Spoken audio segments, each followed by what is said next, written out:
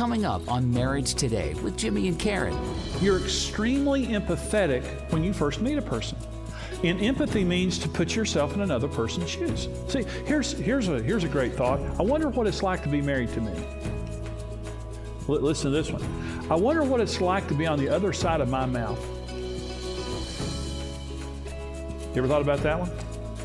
Kind of a scary thought sometimes. But on the other side of my mouth is a person's heart.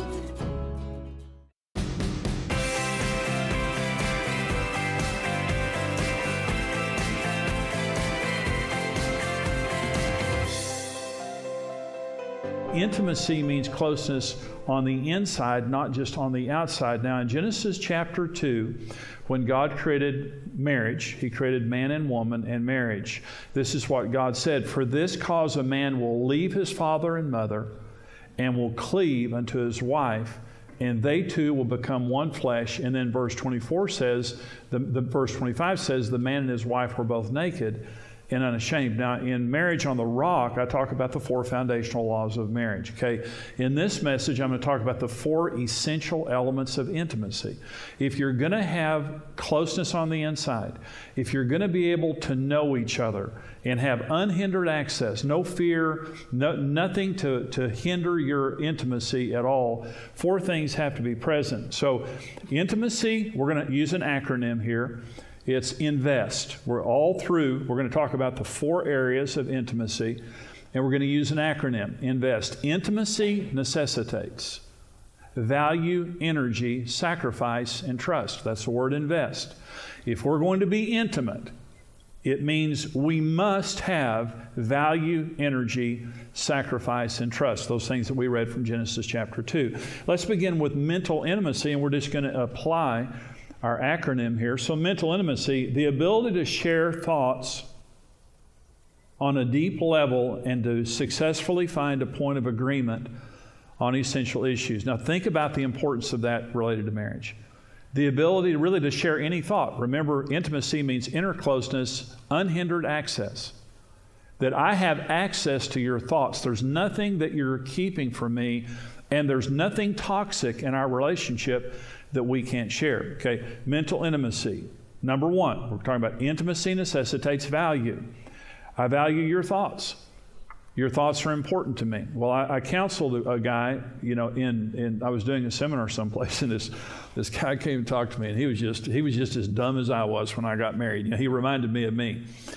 And he had the worst marriage, and he said, my wife's goofy. She's just goofy. And he says, every time she says something, I just tell her, you're goofy. And he said, so he's talking, he had 3 boys, and in front of his boys, he said it. Then his boys started saying it to her. And every time she would say something, the boys would say, Mom, you're goofy. You're goofy. And then at the end, so he's sharing about his marriage and how goofy his wife was. And then he says, and we have terrible sex. Now, what do you think that she needs to do to make that right? And I said, you're the problem. And he said, what? I said, let me just tell you something right now. I said, every time your wife shares something with you, I said, first of all, you have you and 3 boys in the house. Thank God that there's a woman in that house. And I said, you desperately need her. And what she's saying to you is not goofy, it's right, and you need to listen to it. And I said, just because it's not the way you think doesn't mean it's wrong. We are 2 halves of a whole. Man has a man brain, woman has a woman brain. Together they make a God brain. But you can't have it if you don't respect each other. When you devalue and reject the thoughts of your spouse, intimacy is out the window. And I said, I want you to go home, and I want you to get in bed with your wife tonight, and I want you to apologize to her. He said, what? And I said, you are wrong. You should never again tell her she's goofy. Every time she talks, you should say, wow, that's the smartest thing I've ever heard in my life.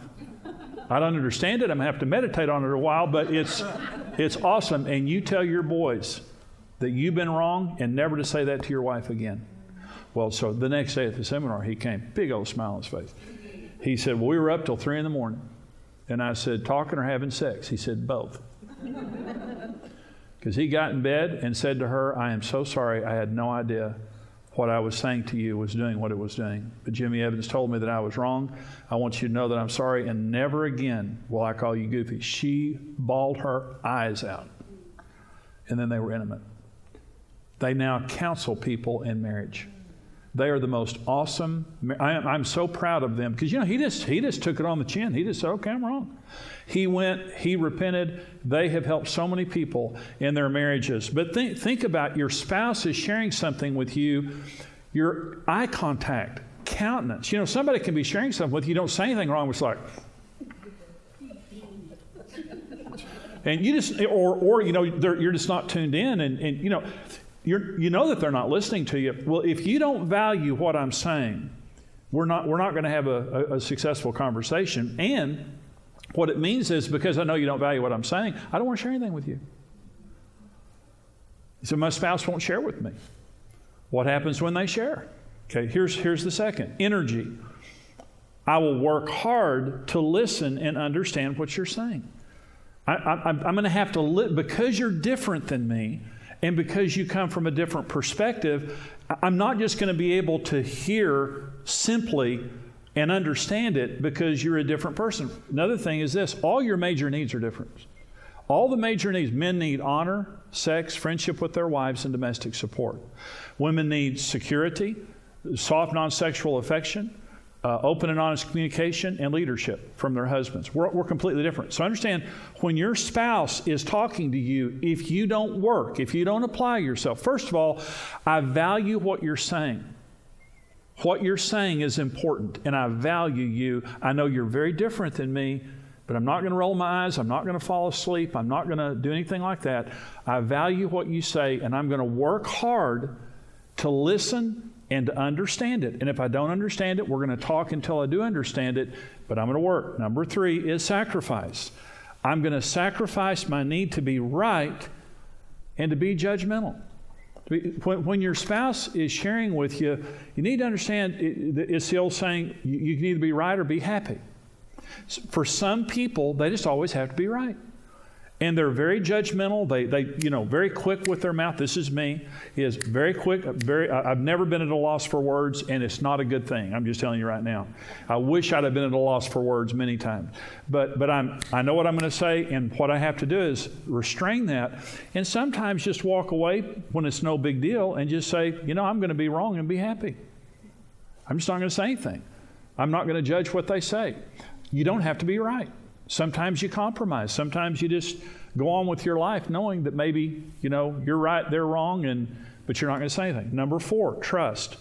I'm going to create a consistent, caring atmosphere in my life where you are free to share any thought. Now listen, I'm your safe place. When something really fantastic happens in your life, or something really terrible happens in your life, you're always going to tell the safest person first. Right?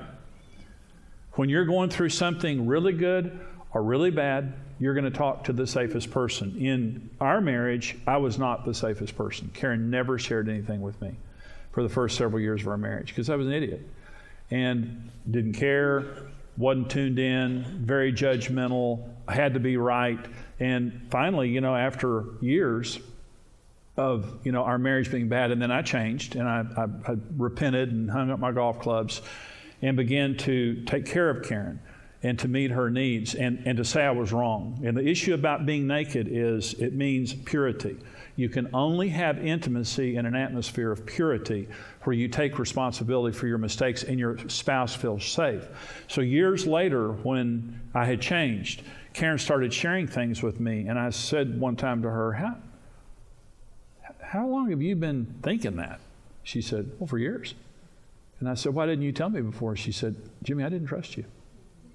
She said, you're just now to a place where I can say something and I can trust you with it. Let's go to emotional intimacy for just a minute. Emotional, we're going to do the same thing now with the acronym. Emotional intimacy, the ability to openly and safely express our emotions in an atmosphere of sensitivity, care, and emotional support. Okay, it's the same thing. Now it's just on an emotional level. We're talking about feelings. Okay, here are the 5 main reasons couples fight. Okay, when it comes down to the reasons that we fight, here they are. Number one is work stress. That's interesting. Number one reason for fighting is I'm stressed out, I'm tired, I'm stressed out, I've been working, both of us been working. Okay. Number two, money. Number three is children. It's the third reason that couples fight. Number four is sex, sexual tension, sexual frustration. Number five is housework. Okay, just the house isn't taken care of, you're not doing your job with the house. Work, stress, money, children, sex, and housework. But here's the real reason that we fight. You don't care. You don't care about the kids. You don't care about the fact that I'm one taking care of the kids all day long. You don't care about the fact that the house looks bad and that you're not doing anything to help me out here. You don't care about how hard I'm working and about the sacrifices that I'm making and blah, blah, blah. It's just you don't care. Karen, a lot of our biggest fights always happened in the car driving. And they happened because Karen would say, Karen, I scared her to death. I mean, the way I drove.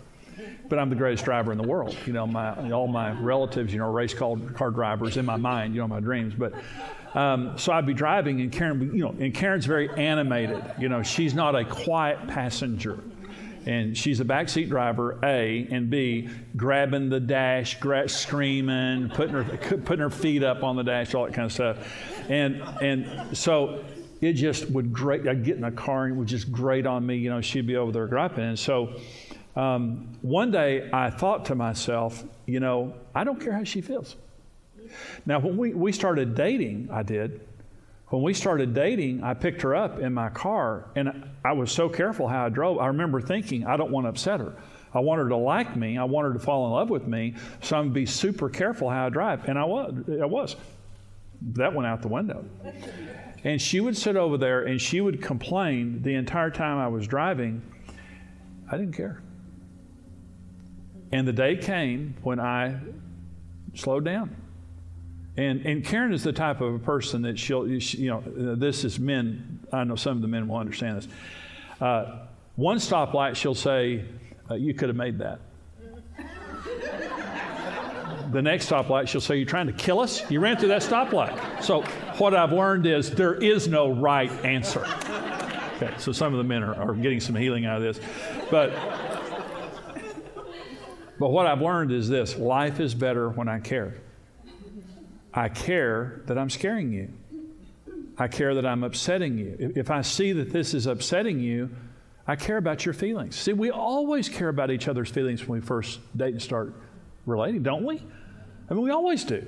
You're extremely empathetic when you first meet a person. And empathy means to put yourself in another person's shoes. See, here's a great thought. I wonder what it's like to be married to me. Listen to this one. I wonder what it's like to be on the other side of my mouth. You ever thought about that one? Kind of a scary thought sometimes. But on the other side of my mouth is a person's heart, is a person's feelings. You fall in love for two reasons. Number one, you admire something in another person. And number two, you like the way they make you feel about yourself. You don't fall in love with the person that makes you feel bad about yourself. You fall in love with a person because they do something positive to your emotions. I care about how you feel. Number two, I'm going to work hard to be sensitive to you and to meet your emotional needs. Well, I just mentioned the 4 major needs of a man, 4 major needs of a woman. Okay, let me talk about the first. Honor is the mega need of men. It's the mega need. It's the need above all needs. Security is the mega need of women. When you're meeting our primary need, when a man feels honored and a woman feels secure, you're half the way there of meeting their emotional needs. When a man feels disrespected and a woman feels insecure, it is devastating to their emotional state. It puts them literally into a state of hostility. When a woman feels insecure, she's having to take care of herself. She's afraid, not because she's not a woman of God, but she's vigilant. She's having to take care of the issues that she shouldn't have to be taken care of. Nothing makes a woman feel as insecure as a selfless, detached man. Nothing makes a woman feel more secure than a selfless, sacrificial man. We hear through our deepest needs. Literally, we hear. So everything a man says to a woman has to be encrypted with the language of security. When you're speaking to a woman, regardless of what the conversation's about, here's what she wants to hear. I'm yours first, and to my hurt, I'll take care of you. Work is second. Everything else is second. You're first. And I'll take care of you before I'll take care of me. And you won't have to say it twice. You won't have to nag. You won't have to beg. It says, husbands, love your wives as Christ loved the church. He gave himself. And in that spirit, I will take care of you. She's in heaven. That's what a woman wants to hear. And in every conversation, you have to know that she's not just hearing your words, she's hearing your attitude. Do you care about me? Do you understand how important security is? Same's true of a man. When a woman is speaking to a man, regardless of what the conversation is, if you're going to meet his emotional needs and be his best friend, he's got to hear in your voice, I believe in you. You're a good man. You've got what it takes. He's in heaven. That's the mega need of men, emotionally. Number 3, I will sacrifice, this is sacrifice, I'll sacrifice the need for you to feel the way I do for your needs to be valid or for me to meet your needs. See, Karen and I just have different emotions most of the time. When you're meeting your spouse's needs in marriage, rarely will you have that need at that time. Rarely. When Karen has a need that I'm meeting, I don't have that need. So what the worst marriages in the world are, you have to feel the way I feel before your feelings are valid. And you have to feel the way I feel before I'll respond to that need.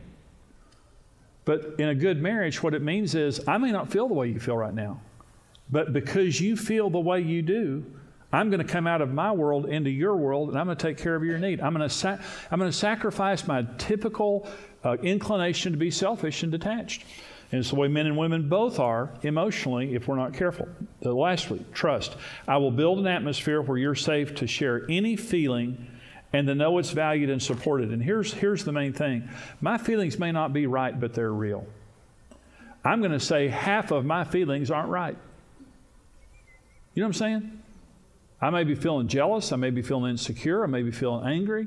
I may be feeling down. And, they might not be right, but I need to share. And when I'm sharing my feelings, I don't want to be judged for it. Sometimes I just need somebody to listen to me and say, yeah, I understand that. That's my safe place. It's where I can share any feeling and understand I'm safe to share that feeling. And I won't be judged, and I won't be scolded, and I won't be shamed because of it. I hope that teaching was a blessing to you. That is just really a small part of a full resource that we do called Return to Intimacy. It's all about intimacy. And in this resource, we talk about disarming destructive anger, disarming destructive fear, disarming destructive dominance, which affects so many marriages, and also the secrets of intimacy in marriage, how to understand just the issue of intimacy, because intimacy is the prize of marriage.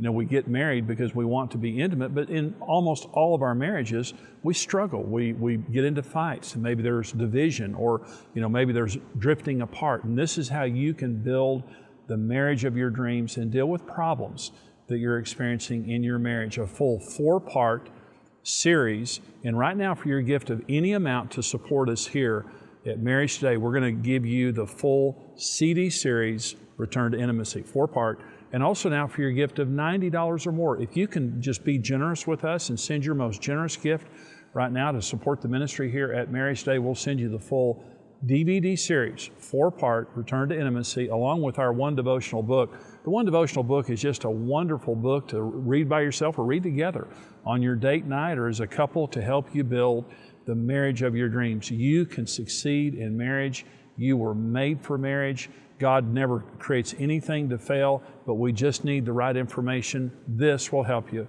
Here's how you can get this. Support Marriage Today with your best gift and receive the series Return to Intimacy.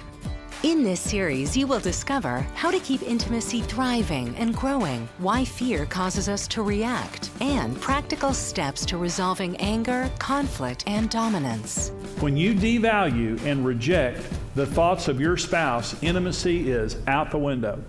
For your gift of any amount to support Marriage Today, you'll receive the entire Return to Intimacy series on CD. For your gift of $90 or more, you'll receive the series on DVD. We'll also include the one devotional book filled with 52 marriage-building devotions as a free bonus to the DVD teaching series. The word intimacy means inner closeness. That's what it means. It means close on the inside.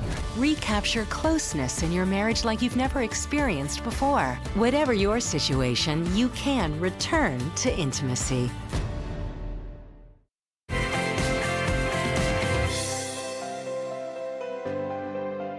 You know, I hope that this teaching today has been a blessing to you. Return to intimacy, this teaching on intimacy. What I love about it is, we hear about being intimate, and many times we think of sex when we think of intimacy, but really intimacy, sex can be, an outward sign of intimacy, but if intimacy isn't happening on the inside, it ain't happening.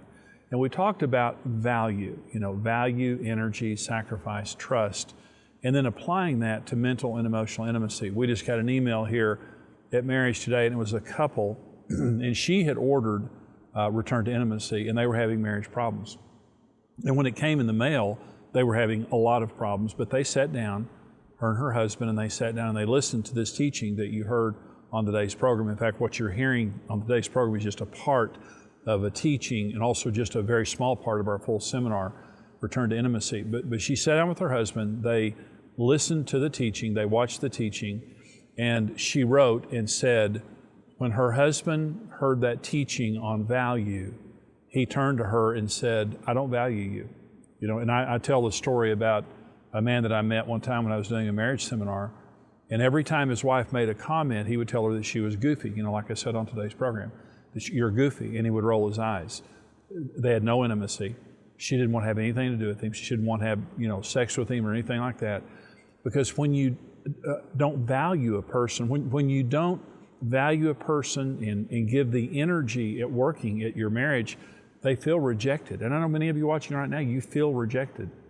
And I remember early in our marriage, Karen would be talking to me, and either I wasn't paying attention to her, but there were many times she would say something, and I would just say, that's weird, or that's wrong, or something like that.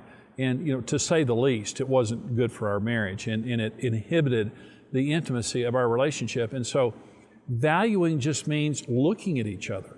And when your spouse says something, to say, man, that's really important, and validating, and working at it. Like I said, mentally and emotionally working at it. One of the things that research is proving is the importance of empathy in a relationship. And empathy means putting myself in my spouse's place. And this is what you do when you start dating and you fall in love.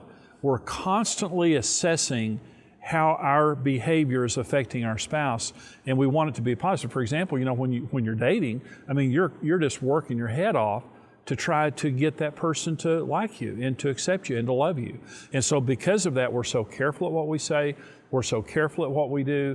And what happens when we become comfortable in the relationship, we begin to take each other for granted. And now it's the exact opposite. I don't care how what I say makes you feel. I don't care what I do makes you feel. You may be talking, I don't care about that. Well, that's how you fall out of love. That's how you lose the intimacy and the passion of your relationship. And it's just as simple, literally, as making a decision that I'm going to try again. I'm going to work at the relationship again. I'm going to be empathetic. I'm going to value what you're saying. I'm going to let you know that you're valuable. We love people for two reasons. One is we like something about them, but secondly, we like the way they make us feel about ourselves. That's why you fall in love. You like the way a person makes you feel about yourself. You need to think about that. How do you make your spouse feel? Are you empathetic? Are you meeting their needs? We hope that this has been helpful. Watch this.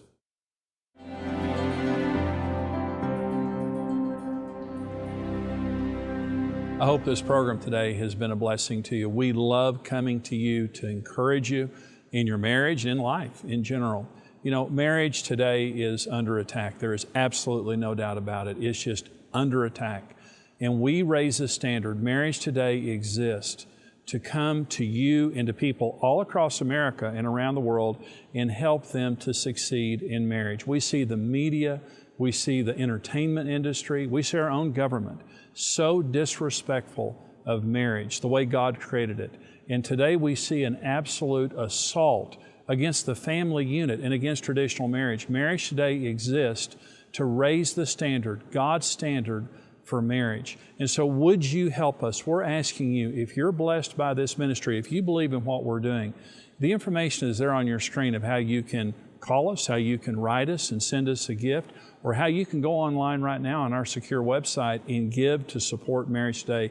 No gift is too small, no gift is too large, and everything that you give to us goes to minister to marriages, to keep little children together with their parents, to keep families intact, and to give the next generation hope that marriage works. Marriage works 100% of the time when you do it God's way.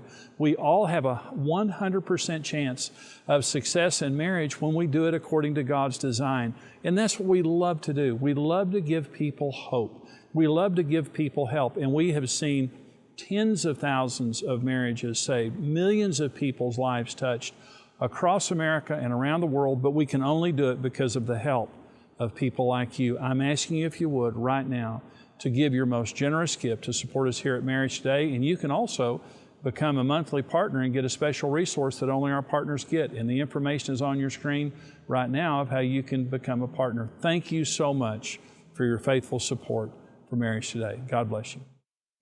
When you stand with Marriage Today, your individual effort multiplies with other like-minded partners, and together we can rebuild the dream of marriage for couples around the world.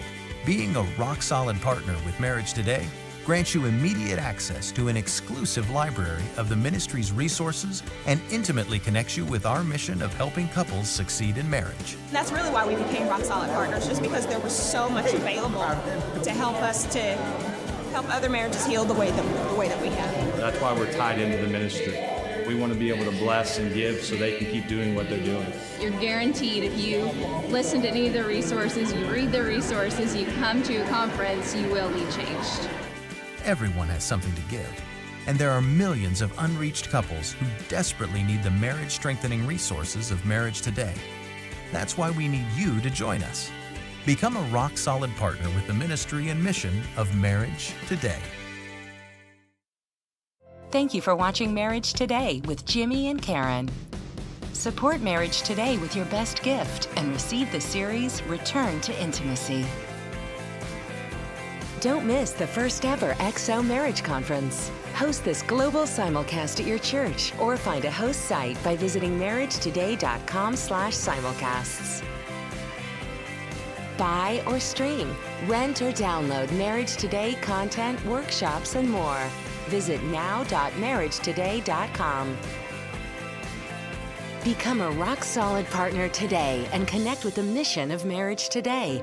Together, we can help couples succeed in marriage. This program is made possible by the generous support of our faithful partners.